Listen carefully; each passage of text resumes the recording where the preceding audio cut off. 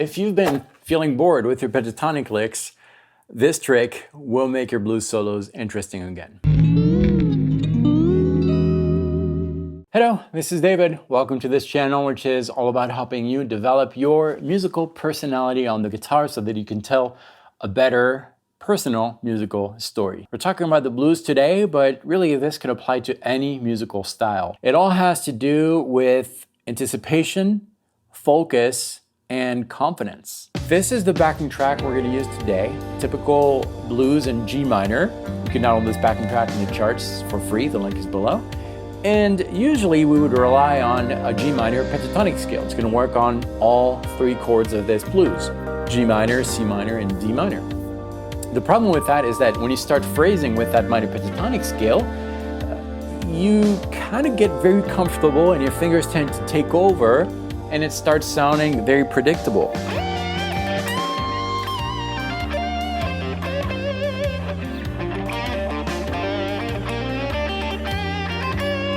How many times have we heard that kind of thing? A lot. And let's be clear, it's fine. It works okay. I don't want you to forget about all that. But there's something maybe a little more interesting that we can do, and that's really following the chords. Now, we've talked about that before.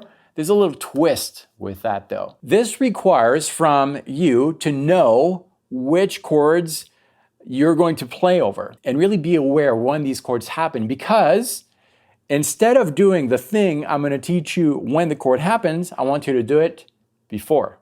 It's going to add a little bit of tension and then a quick resolution, and that's what we're going to do. So first, let's talk about what I'm talking about. We're going to do this in this zone of the fretboard right here. It's pretty convenient because the G is on the low E string right here, 3rd fret, and that's where we have that minor pentatonic scale in its first position. We can expand that to other areas of the fretboard, more on that in just a little bit. But for now, we're going to look at the three chords of this blues in this zone of the fretboard. So the first one is a G minor 7, this kind of thing. And then we have a C minor 7 right here, same zone of the fretboard. And then we have a D minor 7 right here. Now, if this is too uncomfortable for you, you can go outside of that zone and play this one. But I would suggest bringing everything close to each other in this zone of the fretboard. The reason why we're bringing everything to the same area of the fretboard is that this will result in a melodic development, a solo that flows really well, because there are not going to be wide intervals, distance between two notes, the intervals, and if you don't focus on the same area of the fretboard, you are going to jump around, and that's going to create, maybe something a jumpy effect type of thing, and it's not going to be as smooth and melodic as I want it to be for this particular focus. Okay, so we have these three chords in the same zone of the fretboard. And then we're going to look at these arpeggios, the arpeggios that make these chords. So the first chord is a G minor 7. We could use G minor 7 arpeggio, and this is the arpeggio shape that we have. We're not going to play all of these notes. We're just going to focus on one. Maybe we'll focus on the minor third. So we have a minor third right here, and right here. Okay, let's do the same thing for the next chord, which is a C minor. Now within this position, the minor thirds are right here and right here. And then the third chord, D minor 7, we have a minor third right here and right here.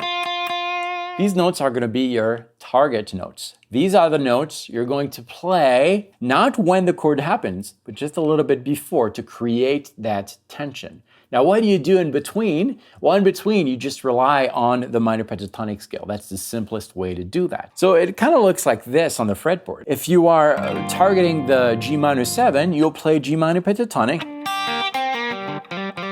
And visually, you are looking at the minor thirds. This one, and this one. And you're going to try to aim for those and end your phrases on those minor thirds. For example, or that. Now on the C minor 7, we'll do the same thing. We're going to base our improv in G minor pentatonic, but we're going to aim for one of these minor thirds found in the C minor 7 chord. And same thing for D minor 7, we had a minor third right here and right here. These notes happen to be in the minor pentatonic scale, that's great. And we're going to phrase G minor pentatonic and try to land on the minor third of the chord that we're targeting. And by the way, you're not limited to targeting that minor third. You can also target the 5th or the minor 7th or even the 9th if you want to add an interesting flavor. Any note that is part of the chord or suggested by the chord is going to be a good target. And you can mix and match too, but for now, we'll focus on that minor third. Now, when do we do this? Well, we do it just before the chord happens, and there's a sweet spot. So if we are using this same backing track here, we're going to start with our G minor. So G minor pentatonic is fine. And then we're going to target the next note somewhere around here, a little bit before it hits. And then the next note around here. A sweet spot. You have to test it out. But I'm going to play over this and try to be aware of that tension that happens when I'm hitting the next chord before it hits, and then the resolution. So I'm going to start G minor pentatonic. Taking some liberties rhythm-wise. Right?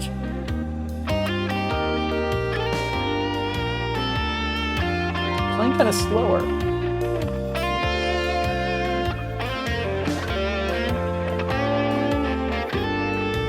That was the 9th. Let's try it again. I'll make it a little more obvious.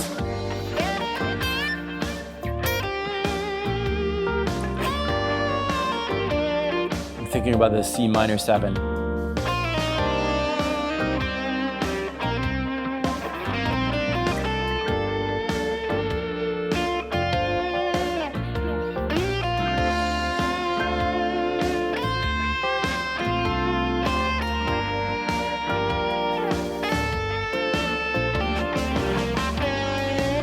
Now you can expand that to other zones of the fretboard if you want. And remember to bring everything kind of close.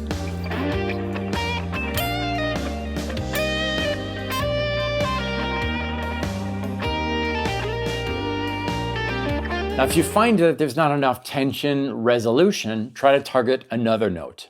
Again, this note does not have to be part of the extracted arpeggio of the chord you're using. You can try embellishments like the 9s, the 6s, like those kind of thing. And really the important thing is to have purpose, know what you're targeting, and play it just a little bit before it happens. You are playing kind of outside of what's going on in the rhythm. And that combined with a lazy type of approach where you're not playing everything on the beat, it'll be very predictable. It doesn't really work. You kind of have to step back and take your time to deliver these things. And sometimes anticipate them too. You're outside of what's going on here. You're playing with it, but you're still your own person here.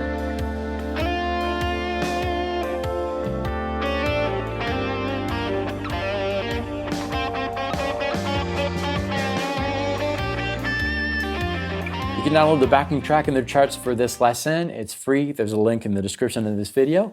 And if you want to stick around for another video, great. Click right here. I'll meet you there. This is a playlist in which I'm going to teach you how I approach the blues. It's a little different, a little unconventional, but I think you'll like it. I'll meet you right there. Thanks for watching this. See you next time.